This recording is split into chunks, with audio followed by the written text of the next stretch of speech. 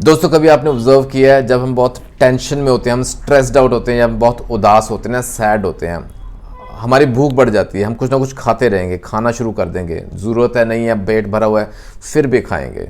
इसको हम बोलते हैं इमोशनल ईटिंग, इसको हम बोलते हैं स्ट्रेस ईटिंग। तो ऐसे में इसका क्या हल है? होम्योपैथी में कुछ है जो हेल्प करे? ये सवाल आया था मिस्टर सौरभ गंडोत्रा जी की तरफ से। सौरभ हमारे गुरु नानक केयर्स के मेरे हिसाब से यंगेस्ट सब्सक्राइबर होंगे, सबसे छोटी उम्र वाले सब्सक्राइबर होंगे। He is in the 9th class. Saurabh, lot of thanks बेटा, आपने बहुत अच्छा मेल मेरे को दिया, लिख के भेजा, और उसमें ये सवाल इन्होंने पूछा कि उनके साथ ऐसी दिक्कत आ रही है जब वो उदास होते हैं, जब वो बहुत टेंशन में होते हैं, एंग्जाइटी हावी हो जाती है, सोच ऐसी आती है, तो उस वजह से ना वो खाते हैं, ज़रूरत से ज़्यादा खाना शुरू कर देंगे। Emotional eating we call like, है ना। तो इसका क्या हल है होम्योपैथी में? Lot of thanks Saurabh. इसका हल है, 100% हल है, और मैं इसका हल आपको बताऊंगा। मैं दिल से चाहता हूँ आप इस शिकंजे से बाहर निकलें। क्यों, ये मैं बताता हूँ आपको। दोस्तों आज का वीडियो ना बहुत ही इंटरेस्टिंग और बहुत ही इंपॉर्टेंट होने वाला है। क्या आप भी टेंशन के समय ज़्यादा खाते हैं? अगर ऐसा कुछ है तो आज का वीडियो एंड तक ज़रूर देखिएगा। कई बार ऐसा होता है दोस्तों, ये जो यंग जनरेशन है ना, उनमें इस प्रकार के सिम्टम्स देखने में आते हैं। ये दिक्कत उनमें ज़्यादा आती है जो टीन एज से गुजर रहे हैं या अर्ली 20s में है ना, स्पेशली इस एज ग्रुप के जो बच्चे हैं, जो यंगस्टर्स हैं ना, उनमें ये दिक्कत रहती है, इमोशनल ईटिंग हो जाती है। बढ़ती उम्र के साथ जैसे कह लें कि हमने बहुत धक्के खा लिए, एक्सपीरियंस हो गया ज़िंदगी का, या बहुत जैसे ना थोड़ा सा सुलझ गई है ज़िंदगी, बहुत एक्सपीरियंस हो गया, तो वहाँ इस प्रकार के सिम्टम्स इतने नहीं देखने में आते। यंगस्टर्स में ज़्यादा दिक्कत आती है।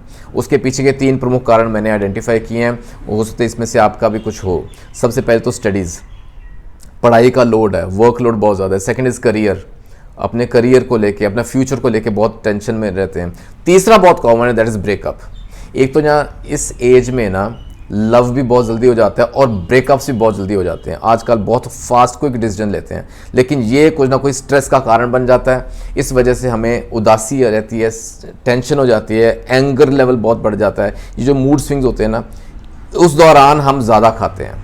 अब इसी एग्जाम्पल को ले लो। सौरभ ने बताया कि जब वो बहुत ज़्यादा टेंशन में होते हैं तो या तो एक पूरा ना एक बकेट ऑफ आइसक्रीम ले आते हैं। You understand, it's not break, it's a bucket, यानी कि आधा किलो का पैक एटलीस्ट। वो आइसक्रीम पता नहीं लगता, यूँ खा जाते हैं। कई बार होता है एक बड़ा बैग चिप्स का ले आते हैं, वो ख़त्म हो जाता है, पता नहीं चलता, टेंशन में सोच कहाँ है और हम खाते जा रहे हैं। ये नुकसानदायक है, ये हार्मफुल है। खैर चिंता न करें, आज इसका हल ढूंढेंगे, होम्योपैथी में ढूंढेंगे, और कुछ मैं आपको टिप्स दूंगा। बहुत सिंपल से टिप्स हैं जो हम डू इट योरसेल्फ कर सकते हैं, खुद कर सकते हैं अपने लेवल पे, और इससे आपको राहत मिलेगी। आइए इसके ना पीछे की स्टोरी समझें पहले।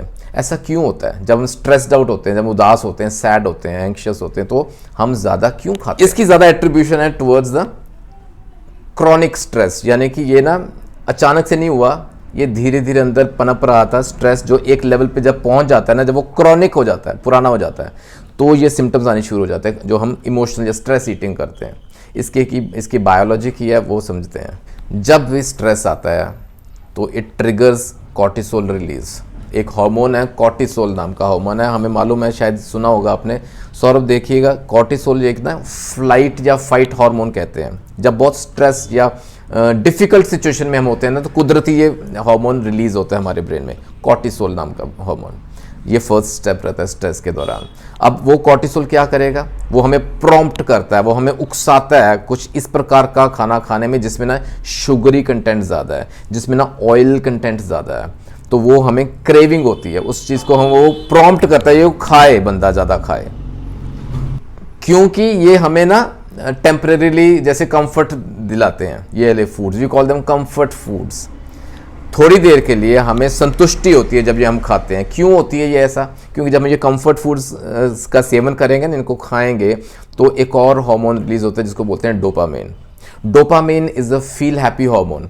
मैंने ना हार्मोन्स जैसे के ऊपर भी 1-2 वीडियोस हैं, देख लीजिएगा, उसमें डिटेल्स बताया जो ब्रेन सीक्रेट करता है हार्मोन्स, उसका क्या फंक्शन है, कौन सा हार्मोन क्या काम करता है। ठीक है, तो ये सीक्वेंस याद रखिएगा। अब डोपामाइन रिलीज हो गया, it's a feel happy hormone, जिससे हमें संतुष्टि मिलती है, हमें सेटिस्फैक्शन मिलती है, और ये डोपामाइन हमें टेम्परेरीली हमारे स्ट्रेस को दूर करता है। फील हैप्पी हार्मोन है, स्ट्रेस को दूर करता है, लेकिन ये होता है टेम्परेरीली, थोड़ी देर के लिए होता है। अब समझिए आप, ये जो हम इमोशनल ईटर्स हैं ना, सौरभ जैसे और ना जाने कितने दुनिया में इतने लोग हैं जो इमोशनल ईटर्स हैं। वो इस टेम्परेरी रिलीफ के चक्कर में खाते हैं, चाहे उनका पेट भरा है, चाहे उनको भूख है नहीं है, उन्होंने खाना है।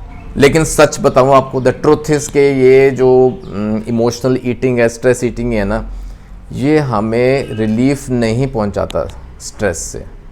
उल्टा क्या होगा, it will add to our woes, ये हमारी दिक्कतें बढ़ाएगा, क्योंकि कैलोरीज बढ़ रही हैं बॉडी के अंदर। आपने सौरभ बताया कि उसमें वज़न बढ़ना शुरू हो गया, तो ऑब्वियसली कैलोरीज बढ़ेंगी, वेट डिपोजिशन जो होता है ना, फैट डिपोजिशन, ये बढ़ जाएगा, वेट बढ़ेगा हमारी बॉडी का। टेम्परेरीली हमें रिलीफ लगता है, डिस्ट्रैक्ट हो गए हम अपने स्ट्रेस से, लगता है हमें रिलीफ मिल गया है, लेकिन लॉन्ग टर्म इसका नुकसान होना शुरू हो गया बॉडी में। इसको यहीं रोकें। तो इसका नतीजा क्या निकला दोस्तों, कंक्लूजन क्या हुआ, जो हमारे ओरिजिनल इमोशनल या स्ट्रेस वाले जो सवाल थे ना, वो वहीं के वहीं खड़े हैं, वो दिक्कतें अनरिजॉल्व्ड हैं, वो वैसी की वैसी हैं। लेकिन उसके बाद क्या हुआ, हमें ना गिल्ट होना शुरू हो जाता है ऑफ ओवर ईटिंग, कि हाय यार मैंने क्यों खाया, मैं ना खाता तो अच्छा था, ऐसा होता है ना। तो दोस्तों अगर आप भी एक इमोशनल ईटर है ना, तो ये कुछ लक्षण मैं आपके सामने रखता हूँ, इनको आइडेंटिफाई कीजिएगा। समटाइम दे गो अननोटिस, लेकिन हमें पता हो ना तो हम इसको समझेंगे, इसको आइडेंटिफाई करेंगे। इसके लिए नोट कीजिए, सबसे पहले तो जब आप बहुत स्ट्रेस्ड होते हैं, कि आपको वाकई में भूख लगती है, क्या वो आइडेंटिफाई कर पाते हैं आप? एक ना अर्ज सी होती है, अंदर से भूख लगनी शुरू हो जाती है जब हम ज़्यादा स्ट्रेस्ड होते हैं, इसको आइडेंटिफाई करें सबसे पहले तो। और कई बार ना ऐसा भी होता है कि हम ना खाना खाते हैं टू काम योरसेल्फ, तो हम खुद को ना शांत करने के लिए खाना खाते हैं, कि हमें जैसे कोई रिवॉर्ड मिल जाएगा, हम ये खाएंगे तो हमें रिवॉर्ड मिल जाएगा, ऐसा कुछ होता है। और कई बार हम तब तक खाते रहते हैं, तब तक खाते जाते हैं जब तक कि हम स्टफ्ड ना हो जाएं। Punjabis are often known to eat more, है ना। कई बार ऐसा होता है कि हम खाते रहें जब तक हम थक ना जाएं, ऐसा भी होता है। लेकिन याद रखिएगा, दिस इज़ रॉन्ग। और कई बार जब हम खाना देखते हैं तो हमें लगता है ये तो मेरा दोस्त है, ये मेरा अपना है, इसको मैं अपनाऊँ, इसको मैं ईट करूँ, इसको मैं खाऊँ तो अच्छा रहेगा। We will feel safe in the company of food, है ना। खाना देखते हमें सेफ्टी की ज़ाहिर होती है, ऐसा होता है। और खाने को देखते हैं जैसे एक कमज़ोरी है, खाना मेरी कमज़ोरी है। वी फील पावरलेस, कि हाय मैं गया, मेरे को अब ये खाना पड़ेगा, आउट ऑफ कंट्रोल हो जाता है, ऐसा कुछ। लेकिन याद रखिए, इट्स अ विशियस साइकिल, ये एक दलदल है, इसमें धंसते जाते हैं। It is a vicious cycle of emotional eating and weight gain. वजन बढ़ना शुरू हो जाएगा, दिक्कतें बहुत ज़्यादा बढ़ जाएंगी। तो अपने लेवल पे हम क्या करें, सबसे पहले तो आइडेंटिफाई करें अपने ट्रिगर्स को, किस चीज़ से ट्रिगर हो रहा है। वो स्ट्रेस क्या है, वो एंग्जाइटी का कारण क्या है, वो एंगर का कारण क्या है, वो उदासी का कारण क्या है, उसको आइडेंटिफाई करें। सेकेंडली अंडरस्टैंड करें इमोशनल ईटिंग क्या होती है और फिजिकल हंगर क्या होती है। जो बायोलॉजिकल क्लॉक कुदरती हमारे अंदर है ना, इस समय हमने कुछ खाना है, वो स्टमक खुद मांगता है, उस समय उसको खाना दें, ठीक है। इमोशनल ईटिंग को आइडेंटिफाई करें, उसको वहीं रोकें।